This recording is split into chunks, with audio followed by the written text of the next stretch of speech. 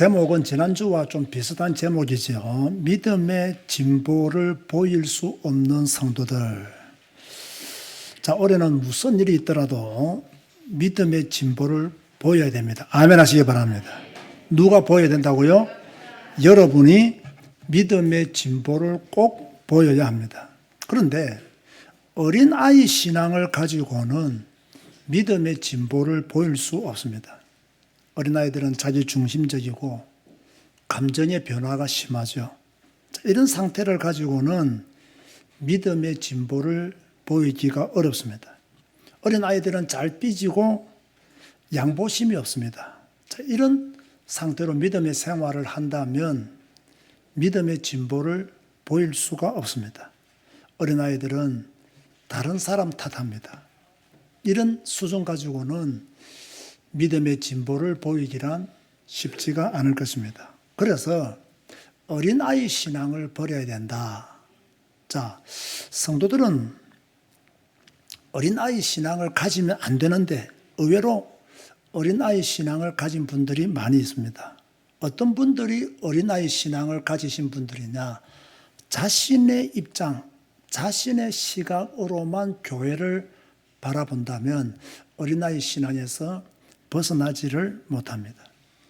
늘 자기가 세상의 중심이에요. 자기가 교회의 중심이에요. 자기가 다른 것을 판단하는 딱 중심이 있어요. 이렇게 되어버리면 그 성도는 어린아이 신앙이다 라고 볼 수가 있습니다. 다른 성도가 가끔 이렇게 힘들어하면 힘들어하는 이유가 있겠지.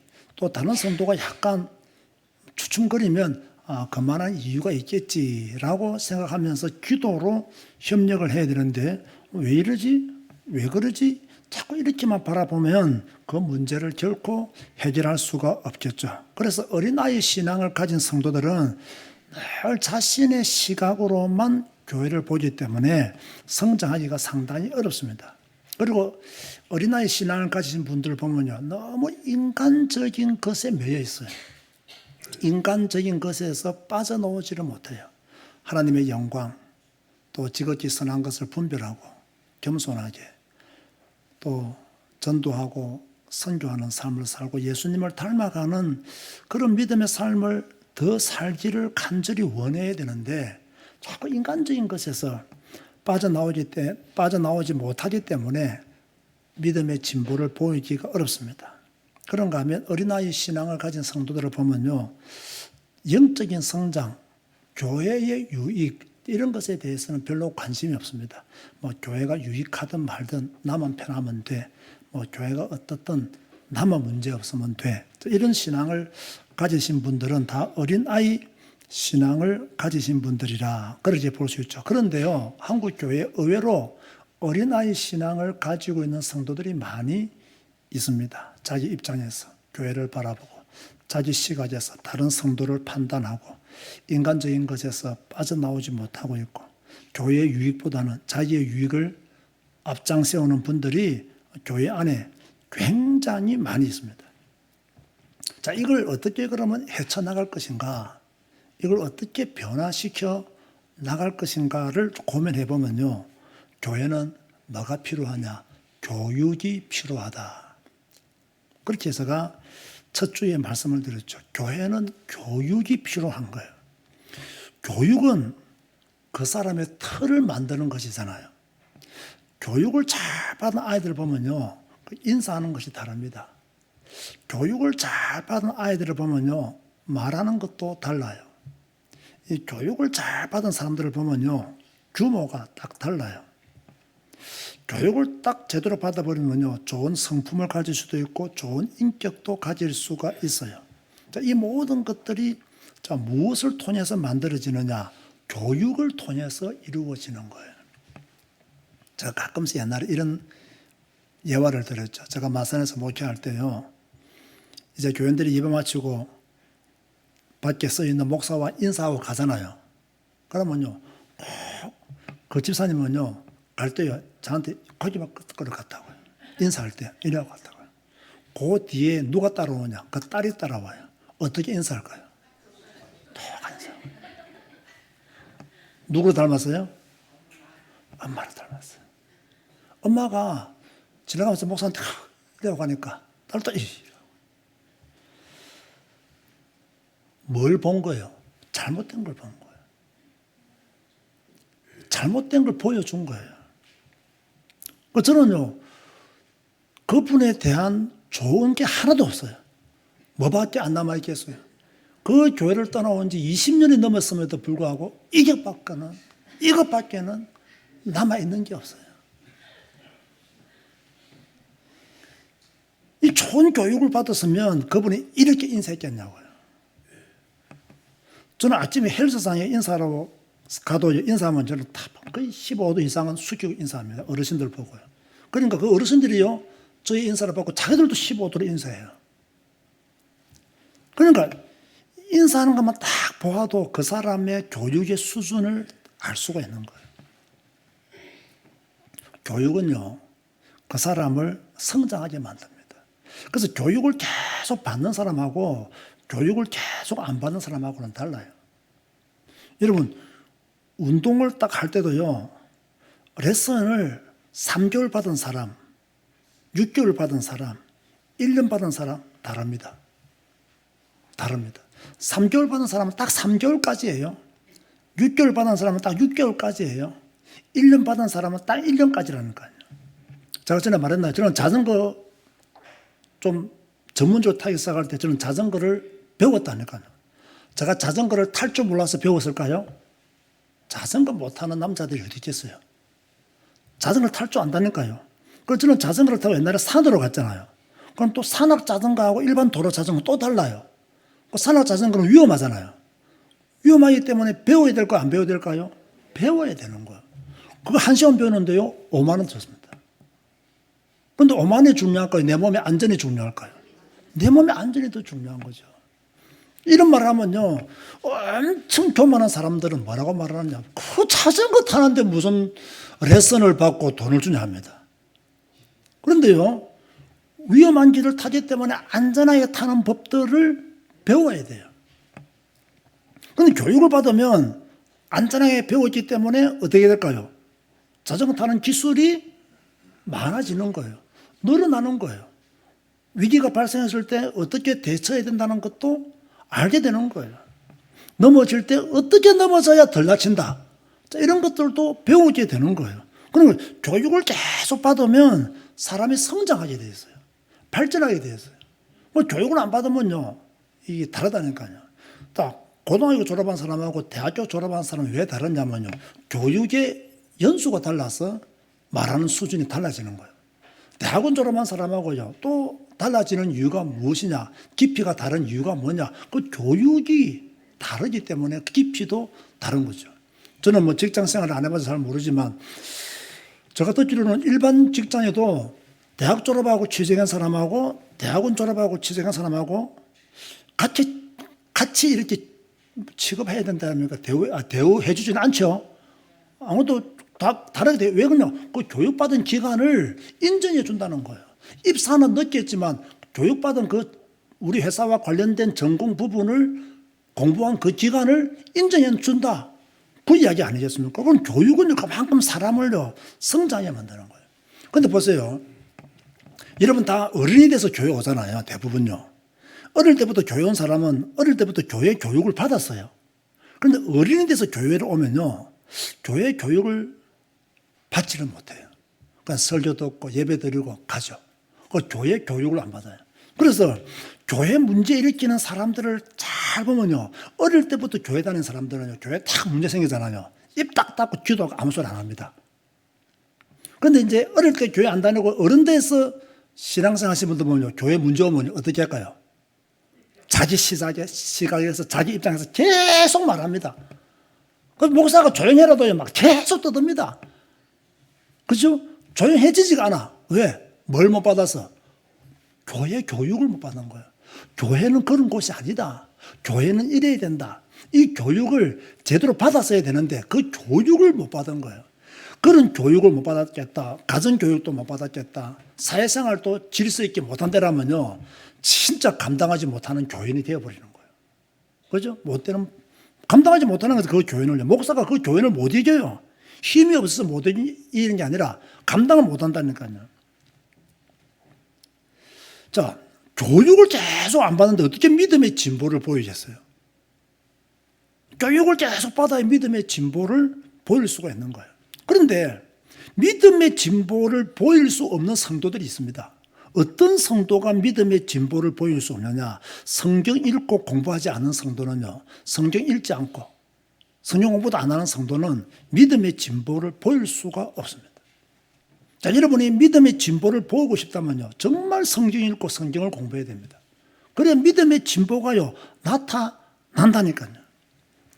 그런데 성경 안 읽고 성경 안 배우잖아요. 그 사람이 진보하는 것 자체가 위험한 거예요. 성경도 안 읽고 성경도 안 배우는데 뭐 믿음이 진보했다? 그런 경우는요, 잘못된 진보일 수가 있어요. 자기 고집에서 나온 진보, 성경과 다른 자기 확신에서 나온 진보, 자, 이런 것도 위험한 진보가 되는 거죠. 여러분, 그 한국교회 신비주의에 빠진 성도들을 보세요. 더 신비주의에 빠지려고 몸부림을 칩니다. 몸부림을 쳐요.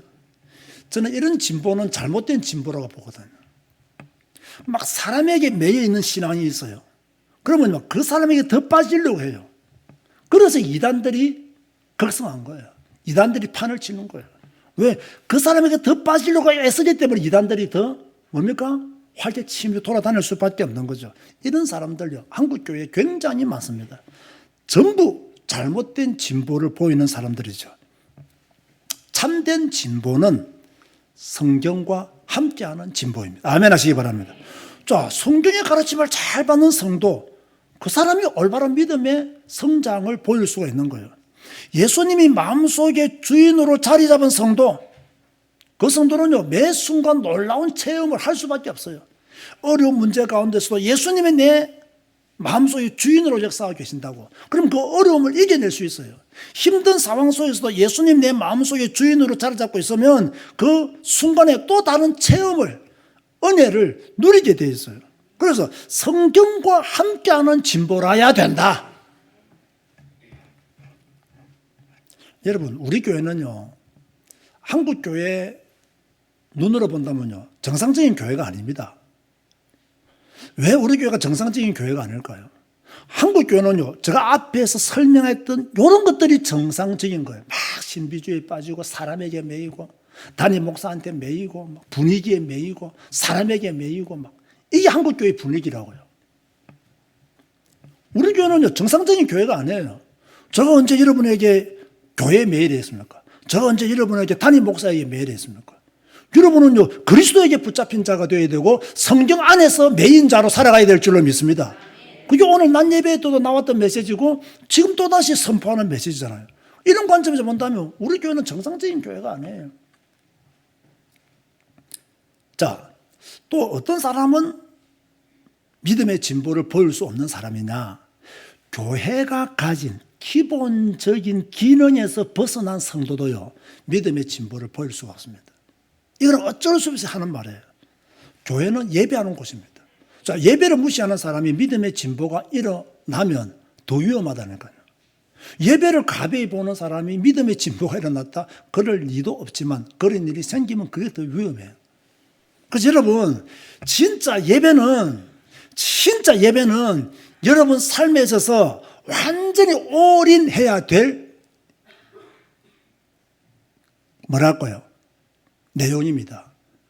내 생에 있어서 나는 예배에 올인한다. 예배는 하나님께 드리는 신성한 시간이다.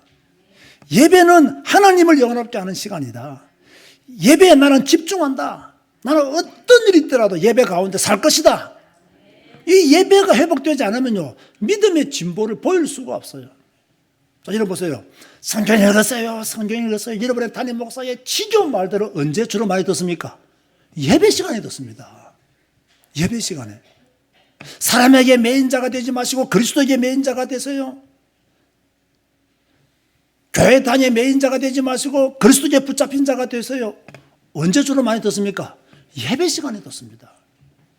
그래서 이 예배에 집중하지 못하면요, 그 사람의 신앙은 잘못될 가능성이 굉장히 많아요. 그런데 문제가 뭐겠습니까? 잘못된 예배에 빠져 있으면 안 된다는 거예요. 잘못된 메시지에 빠져 있으면 안 된다는 거예요. 이거 누가 구분해야 되느냐? 듣는 성도들이 구분해야 돼요. 그런가 하면 교회에는 교육이 있습니다. 자, 여러분 딱 볼 때 여러분이 담임 목사는 약간 까칠한 데가 있습니까? 없습니까? 그냥 말씀해 보세요. 여러분의 담임 목사는 약간 까칠한 곳이 있어요? 없어요? 다 이렇게 괜찮은 듯 하는데 괜찮은 게 아니야. 그죠? 예? 다 괜찮다고 말씀하시는 것 같은데 또 자세히 들어보면 괜찮은 게 아니야. 그죠? 뭐, 다 이해하시는 것 같은데 다 또 자세히 보면 다 이해 안 해. 그죠? 뭐, 다 넓게 아주 보시는 것 같은데 가만히 보면 굉장히 또 좁아. 그 사람의 이중성 어쩔 수 없는 거예요. 그죠? 그런데 여러분 보세요. 우리 교회가 비록 작은 교회를 할지라도 우리 교회가 운영되어지고 바른 방향으로 가기 위해서 어느 정도의 규칙과 룰이 필요할까요? 필요 없을까요? 필요하죠. 저는 그 룰을 깨는 것에 대해서는 굉장히 싫어합니다. 굉장히 싫어요. 제가 우리 헬스장에서 조심하는 사람이 있어요. 어떤 여자분인데 왜 조심하시느냐? 꼭 그분은요 와가지고 저 사람 맞다고 막 말을 해요. 저 사람 맞다고 막 말을. 또 죽겠어요. 그래도 꼭 와가지고요 막 저 사람 맞다고 해요. 저 사람 이 말이 입에 달렸다면서 막 그렇게 해요. 한 사람은 지난주로 하더라고 막 저 사람은 입만 열면 어깨가 아프대요. 이 헬스하다 보면 어깨 아픈 일이 많을까요? 적을까요? 굉장히 어깨 아플 일이 많아요. 이 말같이거든요. 헬스를 가요. 그래서 사람이 맨날 입에 달린 말이 어깨 아프다는 말을. 또 어떠는요. 저 사람은 하면서 힘든다 해서 끝까지 한다는 거예요. 그 헬스를 해보면 힘들까요? 안 들까요? 진짜 힘들어요. 근데 늘 힘들다 입이 헛다는 거예요. 나도 그 사실을 알아요. 알지만은 누군가한테 말하겠습니까? 안 하겠습니까? 말을 안 해. 안 한다고. 근데 그분은 꼭 와가지고 나한테 말을 해요. 그러니까요.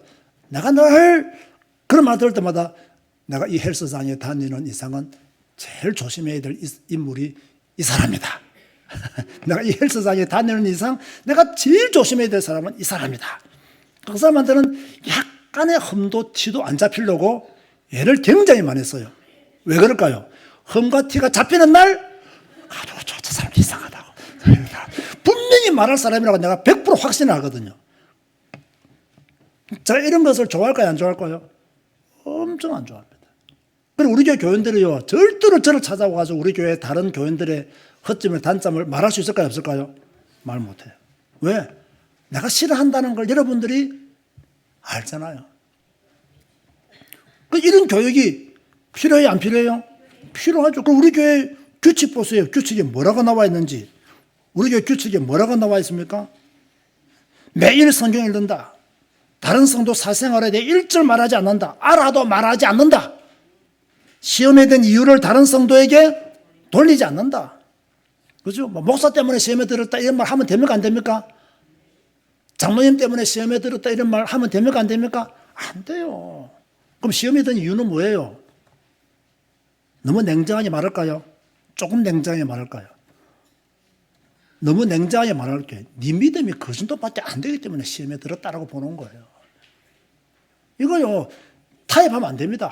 목사님 우리 사정을 너무 많이 몰라주시네요. 우리를 좀 알아주세요. 알아주면 안 됩니다. 냉정해야 됩니다. 이거는. 시험에 든 이유가 무엇이라고요? 내 믿음의 수준이 그 정도밖에 안 되기 때문에 시험에 드는 거예요. 그래서 교회는요. 교육이 필요한 거예요. 그래서 제가 오예배 때는 약간의 교육을 겸한 메시지를 조금씩 하려고 그래요. 자, 교회는요. 성도의 아름다운 교제도 있습니다. 그런데 교제하다 보면요. 또 뭐 약간의 불미스러운 일들도 일어날 수 있어요. 자, 그런 것들을 아름답게 만드는 것이 믿음의 진보를 보이는 거예요. 아멘 하시기 바랍니다. 약간의 뭐 안 좋은 일도 있어요. 자, 우리 교회 장로님도 성격이 다 똑같을까요? 다 다를까요? 다 달라요. 그죠? 자, 여러분 가족은 한 가족임에도 불구하고 왜 그렇게 다들 성격이 다릅니까? 다 다르다니까요. 다 달라요. 근데 이걸요, 조금요, 조화롭게 꾸며 나가는 것도 그 사람의 인격이잖아요.